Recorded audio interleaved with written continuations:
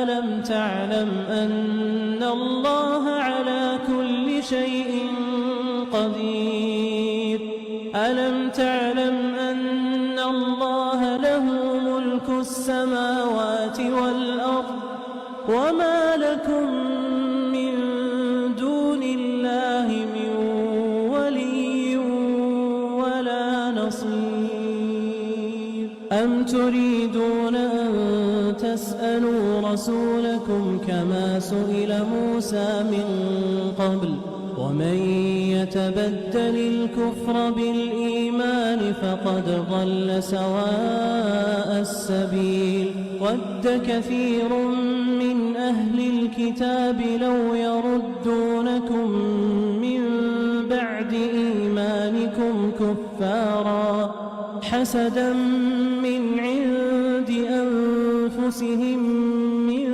بعد ما تبين لهم الحق فاعفوا واصفحوا حتى يأتي الله بأمره إن الله على كل شيء قدير وأقيموا الصلاة وآتوا الزكاة وما تقدموا لأنفسكم من خير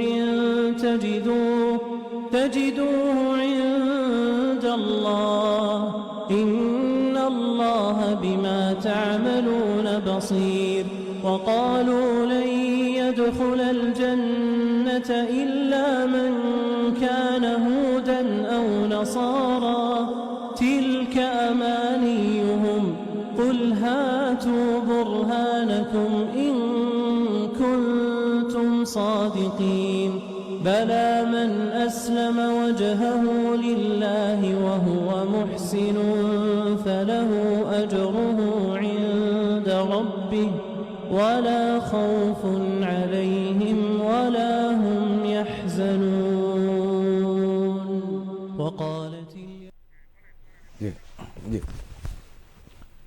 প্রিয় দর্শক, আপনারা দেখছেন ফিরোজা ভবনের সামনে সভা অপেক্ষা করছে। আইনশৃঙ্খলা বাহিনীর সদস্যরা রয়েছেন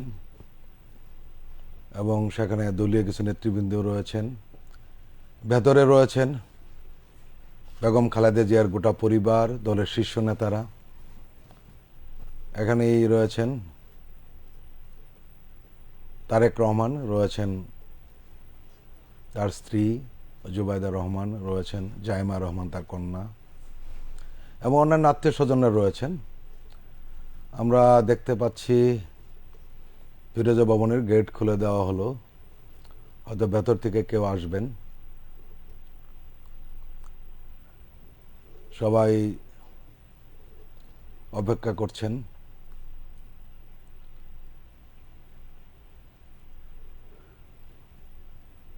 অত্যন্ত সুশৃঙ্খলভাবে সবকিছু হচ্ছে।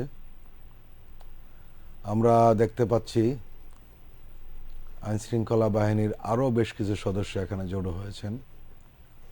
রয়েছে বিজিপি, রয়েছে সেনাবাহিনী, পুলিশ।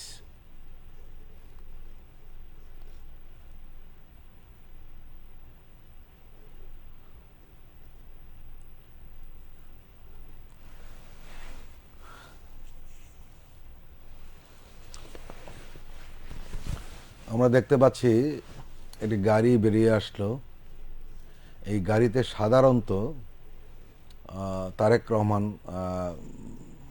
এই গাড়িতে যাতায়াত করেন, তার জন্য এই নতুন করে এই গাড়িটি ক্রয় করা হয়েছে এবং তারেক রহমান মূলত বাসে যাতায়াত